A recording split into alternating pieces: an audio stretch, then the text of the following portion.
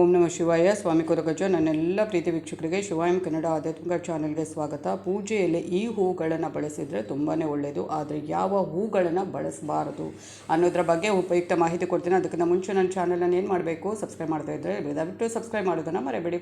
Free ಆಗಿರುತ್ತೆ, ದುಡ್ಡು ಗಿಡ್ಡು ಹೋಗೋದಿಲ್ಲ. ಹಾಗೆಯೇ ಆದಷ್ಟು ಲೈಕ್ ಮಾಡಿ, ಆದಷ್ಟು ಶೇರ್ ಮಾಡಿ. ಇಂಥ ಉಪಯುಕ್ತ ಮಾಹಿತಿ ಇರುವಂಥ ವೀಡಿಯೋವನ್ನು ಆದಷ್ಟು ಲೈಕ್ ಮಾಡೋದನ್ನು ಅಥವಾ ಆದಷ್ಟು ಶೇರ್ ಮಾಡೋದನ್ನು ಮಾಡಿದರೆ ತುಂಬಾ ಒಳ್ಳೆಯದಾಗುತ್ತೆ.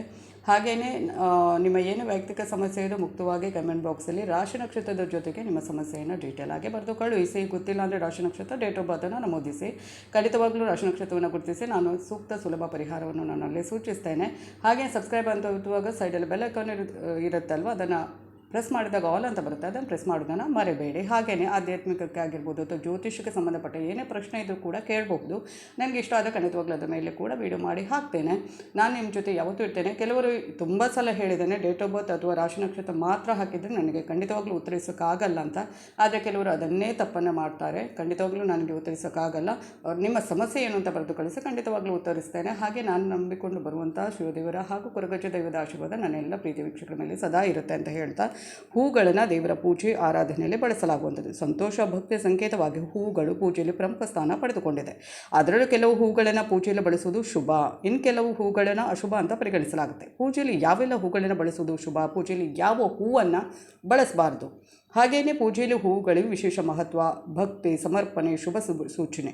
ಅನೇಕ ದೇವತೆಗಳು ಒಂದಿಷ್ಟು ಹೂಗಳನ್ನು ಹೆಚ್ಚು ಪೂಜೆಯಲ್ಲಿ ತೆಗೆದುಕೊಳ್ಳಲು ಬಯಸುವಂಥದ್ದು ಹಾಗೂ ಇದು ಮಂಗಳಕರ ಪರಿಗಣಿಸಲಾಗುತ್ತೆ. ಹೂಗಳ ಧಾರ್ಮಿಕ ಮಹತ್ವ ಅತ್ಯಂತ ಮಹತ್ವದ್ದಾಗಿದೆ. ಅವುಗಳನ್ನು ಧಾರ್ಮಿಕ ಆಧ್ಯಾತ್ಮಿಕ ಕಾರ್ಯಗಳಲ್ಲಿ ಬಳಸಲಾಗುತ್ತೆ. ಹೂಗಳು ಶಾಂತಿ, ಸಂತೋಷದ ಸಂಕೇತಗಳಾಗಿ ಸ್ವೀಕರಿಸಲಾಗಿದೆ. ಕೆಲವು ಹೂಗಳನ್ನು ಮಂಗಳಕರ ಸಂಕೇತ ಅಂತ ಪರಿಗಣಿಸಲಾದರೆ ಇನ್ನು ಕೆಲವನ್ನು ಅಶುಭ ಸಂಕೇತ ಅಂತ ಪರಿಗಣಿಸಲಾಗುತ್ತೆ. ಚೆಂಡು ಹೂ, ಅದನ್ನು ಮಾರಿಗೋಲ್ಡ್ ಅಂತ ಕರೆಯುವಂಥದ್ದು. ಗಣೇಶ ಮತ್ತು ದುರ್ಗೆ ನೆಚ್ಚಿನ ಹೂಗಳು. ಈ ಹೂಗಳು ಶಕ್ತಿ, ಅದೃಷ್ಟ, ಸಮೃದ್ಧಿಯ ಸಂಕೇತ. ಮಾರಿಗೋಲ್ಡ್ ಅಂದರೆ ಚೆಂಡು ಹೂವನ್ನು ಪೂಜೆಯಲ್ಲಿ ಅರ್ಪಿಸುವುದರಿಂದ ದೇವರ ಆಶೀರ್ವಾದ ಸಿಗುವಂಥದ್ದು ಮತ್ತು ಜೀವನದ ಪ್ರತಿಯೊಂದು ಅಡೆತಡೆಗಳು ದೂರವಾಗುತ್ತವೆ ಅನ್ನುವ ನಂಬಿಕೆ. ಹಾಗೆ ಗುಲಾಬಿ ಹೂವು ಪ್ರೀತಿ, ಭಕ್ತಿ, ಸೌಂದರ್ಯದ ಸಂಕೇತ. ಇದನ್ನು ಶಿವ ಮತ್ತು ಕೃಷ್ಣ ದೇವರಿಗೆ ಅರ್ಪಿಸಲಾಗುವಂಥದ್ದು.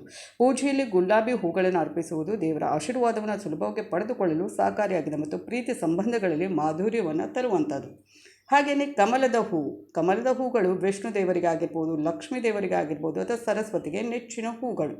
ಜ್ಞಾನ, ಶುದ್ಧತೆ, ಸಮೃದ್ಧಿಯ ಸಂಕೇತ. ಪೂಜೆಯಲ್ಲಿ ಕಮಲದ ಹೂವನ್ನು ಅರ್ಪಿಸುವುದರಿಂದ ದೇವರ ಆಶೀರ್ವಾದ ಸಿಗುತ್ತೆ ಮತ್ತು ಮನಸ್ಸು ಶಾಂತವಾಗುತ್ತದೆ. ಹಾಗೆಯೇ ಮಲ್ಲಿಗೆ ಹೂವನ್ನು ಶಿವ ಮತ್ತು ವಿಷ್ಣು ದೇವರಿಗೆ ಪ್ರಿಯವಾದ ಹೂಗಳಂತ ಪರಿಗಣಿಸಲಾಗುತ್ತೆ. ಹಾಗೆ ಶಿವದೇವರಿಗೆ ಎಕ್ಕದ ಗಿಡದಲ್ಲಿ ಇರುತ್ತಲ್ಲ, ಎಕ್ಕ ಹೂ, ಅದು ಕೂಡ ತುಂಬ ಪ್ರಿಯವಾದದ್ದು. ಅದನ್ನು ಸೋಮವಾರದ ದಿನ ಶಿವದೇವರಿಗೆ ಅರ್ಪಿಸಿದ್ರೆ ನಿಮ್ಮೆಲ್ಲ ಇಷ್ಟಾರ್ಥಗಳು ನೆರವೇರುತ್ತೆ ಖಂಡಿತವಾಗ್ಲೂ.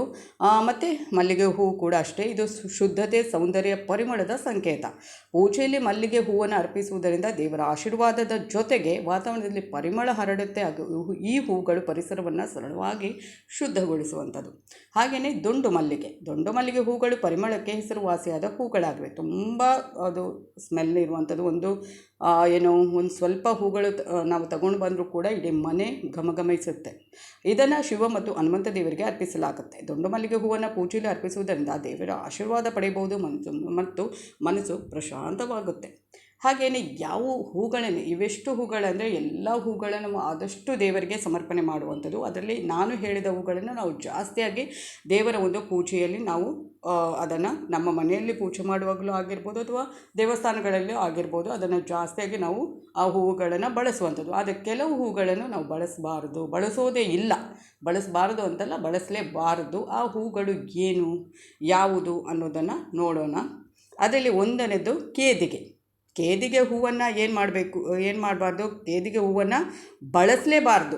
ಪೂಜೆಯ ಒಂದು ಸಮಯದಲ್ಲಿ ಖಂಡಿತವಾಗ್ಲೂ ಕೇದಿಗೆ ಹೂವನ್ನು ಬಳಸಿದರೆ ಒಳ್ಳೆಯದಲ್ಲ. ಯಾಕಂದರೆ ನಿಮಗೆ ಗೊತ್ತಿರ್ಬೋದು, ನೀವು ಶಿವ ಮಹಾಪುರಾಣ ಒಂದು ಓದಿದರೆ ಗೊತ್ತಾಗುತ್ತೆ. ಅದರ ಬಗ್ಗೆ ಉಲ್ಲೇಖ ಇರುವಂಥದ್ದು. ಕೇದಿಗೆ ಹೂವನ್ನು ಯಾಕೆ ಬಳಸಬಾರ್ದು ಅಂತ ಪೂಜೆಗೆ ಇರುವಂಥದ್ದು. ಹಾಗೆಯೇ ಇದನ್ನು ಸಾವು ಮತ್ತು ದುಃಖ ಸಂಕೇತ ಅಂತಲೂ ಪರಿಗಣಿಸಲಾಗುತ್ತೆ, ಈ ಒಂದು ಕೇದಿಗೆ ಹೂವಿನ ಬಗ್ಗೆ ಇರುವಂಥದ್ದು. ಹಾಗೆ ತುಳಸಿಯನ್ನು ಕೂಡ ನಾವು ಎಲ್ಲ ಪೂಜೆಗಳಲ್ಲಿ ಬಳಸಲಾಗೋದಿಲ್ಲ. ಬರೀ ವಿಷ್ಣು ದೇವರಿಗೆ ಮಾತ್ರ, ವಿಷ್ಣು ದೇವರಿಗೆ ಆಗಿರ್ಬೋದು ಅಥವಾ ಕೃಷ್ಣ ಒಂದು ದೇವರಿಗೆ ಆಗಿರ್ಬೋದು ಅದನ್ನು ಸಮರ್ಪಣೆ ಮಾಡಲಾಗುತ್ತೆ. ಬರುತ್ತೆ ಹೊರತು ಬೇರೆ ಯಾವ ದೇವರುಗಳಿಗೂ ನಾವು ದೇವತೆಗಳಿಗಾಗಲಿ ಅಥವಾ ದೇವರುಗಳಿಗಾಗಲಿ ನಾವು ಅದನ್ನು ಬಳಸೋದಿಲ್ಲ. ಹಾಗೆಯೇ ಕಣೇರ ಅಂತ ಒಂದು ಹೂ ಬರುತ್ತೆ, ಕಣೇರ ಹೂ ವಿಷಪೂರಿತ ಹೂ, ನೋಡಲಿಕ್ಕೆ ಚೆನ್ನಾಗಿರುತ್ತೆ, ಆದರೆ ಅದು ವಿಷಪೂರಿತವಾಗಿದ್ದು ಅದನ್ನು ಪೂಜೆಯಲ್ಲಿ ಬಳಸೋದಿಲ್ಲ, ಬಳಸಬಾರ್ದು ಕೂಡ. ಕೇದಿಗೆಯೂ ಅಷ್ಟೇ, ಕೇದಿಗೆಗೂ ಕೂಡ ಶಿವದೇವರ ಒಂದು ಶಾಪ ಅಂತಲೇ ಹೇಳಬಹುದು. ಆಮೇಲೆ ಅವರು ಪ್ರಾಯಶ್ಚಿತ ಪಡ್ಕೊಂಡು ತನ್ನಲ್ಲಿ ಆದ ತಪ್ಪನ್ನು ಶಿವದೇವರಂತ ಅರಿಕೆ ಮಾಡಿಕೊಂಡಾಗ ಅವರು ಏನೋ ಒಂದು ಚಿಕ್ಕದಾಗಿ ಅವರಿಗೆ ಕ್ಷಮಿಸ್ತಾರೆ ಹೊರತು ಅನಂತರ ಅವರು ಏನು ಮಾಡ್ತಾರೆ, ಪೂಜೆಯಲ್ಲಿ ಯಾವತ್ತೂ ಕೇದಿಗೆ ಹೂವನ್ನು ಬಳಸಲಿಕ್ಕೆ ಅವರು ಅಷ್ಟು ಇಷ್ಟಪಡೋದಿಲ್ಲ. ಅಂದರೆ ಕೇದಿಗೆ ಹೂವನ್ನು ನಾವು ಪೂಜೆಯಲ್ಲಿ ಬಳಸೋದೂ ಇಲ್ಲ. ಇವೆಷ್ಟು ಮಾಹಿತಿ. ಮುಂದಿನ ವಿಡಿಯೋದಲ್ಲಿ ಮತ್ತೆ ಭೇಟಿ ಆಗ್ತೀನಿ. ಧನ್ಯವಾದಗಳು.